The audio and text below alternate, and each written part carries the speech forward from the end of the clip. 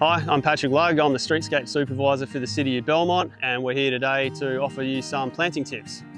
One of the first things you want to think about when planning a planting job is plant location. A few things to consider with that. Looking at sunlight, so whether the plants need sun or they need shade. Looking at the water requirements for the plant as well, so some plants need a lot of water, some plants not much. You want to look at the size of the plants as well, especially the mature size. So making sure you're not planting too big or too small.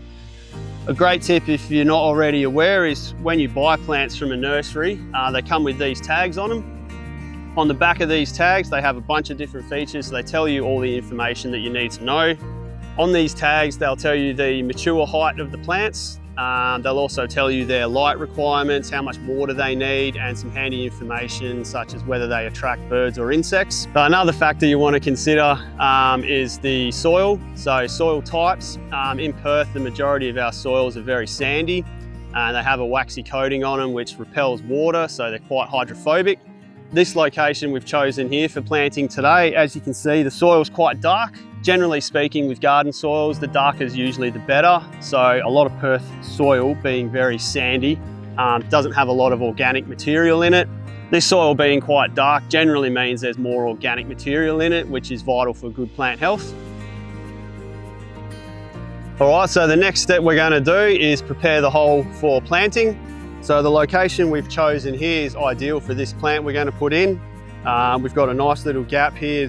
When this plant gets to its mature size, it'll pretty much fill this whole spot.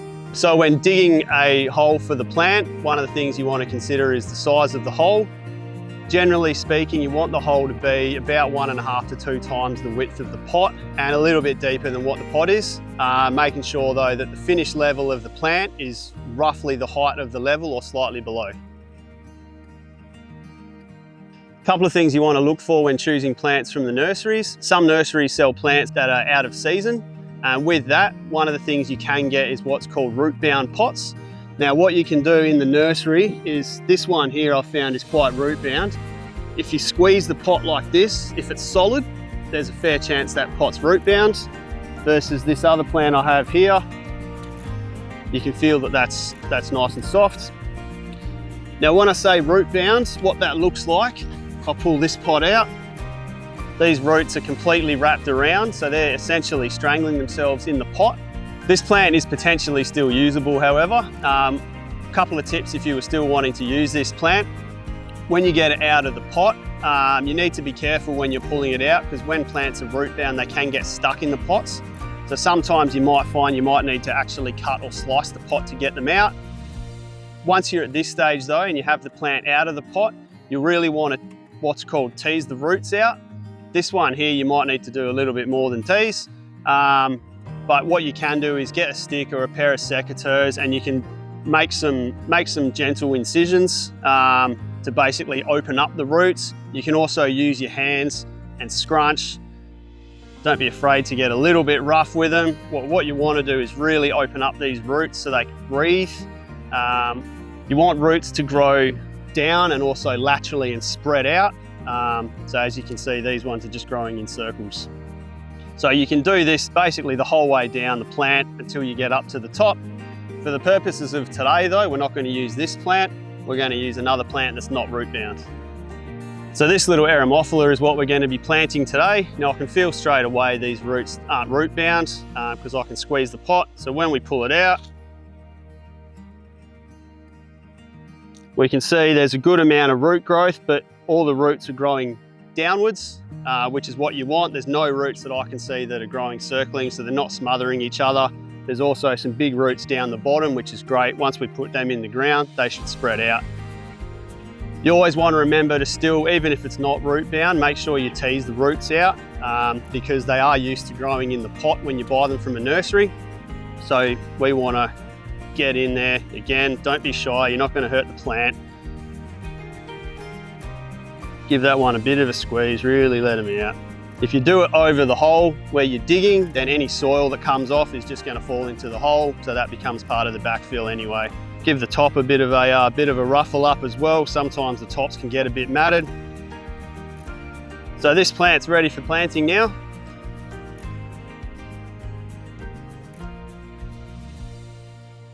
So now we've got the plant in the hole, we can check those couple of things we spoke about earlier. So the width of this hole has come out good. It's about 1.5 to 2 times the width of the pot, which is exactly what we want.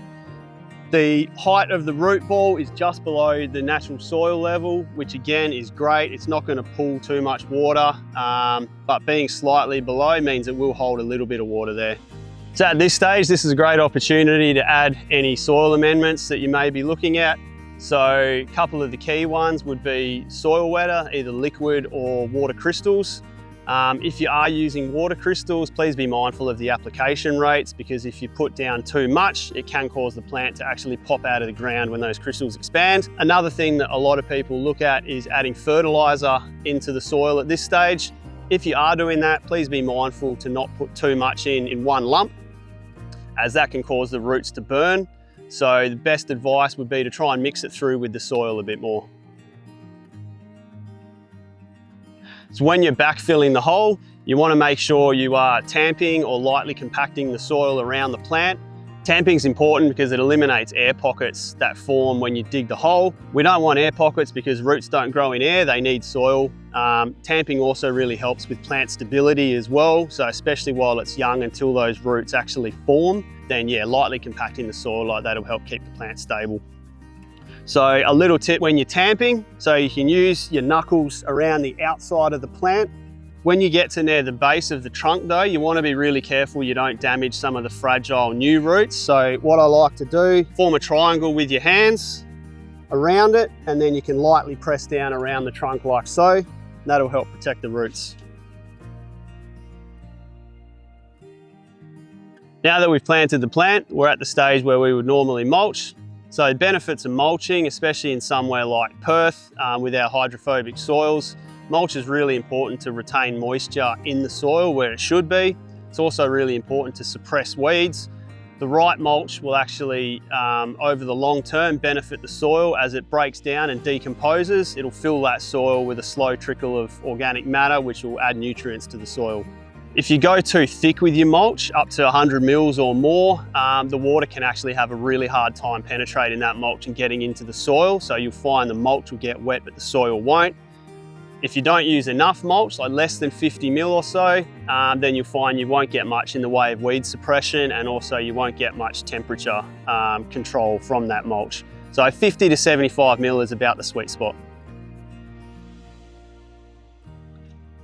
Now we've got our plant in the ground, the last step is to water it.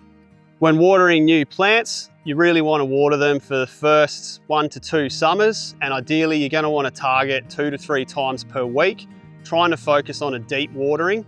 The reason we want to deep water when we're putting in new plants is so that you're getting that water to the base of the roots. That encourages the roots to grow deeper. If you only shallow water, then there's no encouragement for those roots to grow, so the water will sit at the surface level and it won't penetrate all the way down to the bottom. So there you have it. Those are all the steps you need to get your own plants in the ground. Remember, gardening is a lot of trial and error. Try and remember to have fun with it. You'll have some wins, you'll have some losses. At the end of the day, gardening is a long-term journey. You're always learning and you're always growing. If you ever get stuck or you need some more help, feel free to reach out to your local nurseries. Be more than happy to offer you some advice.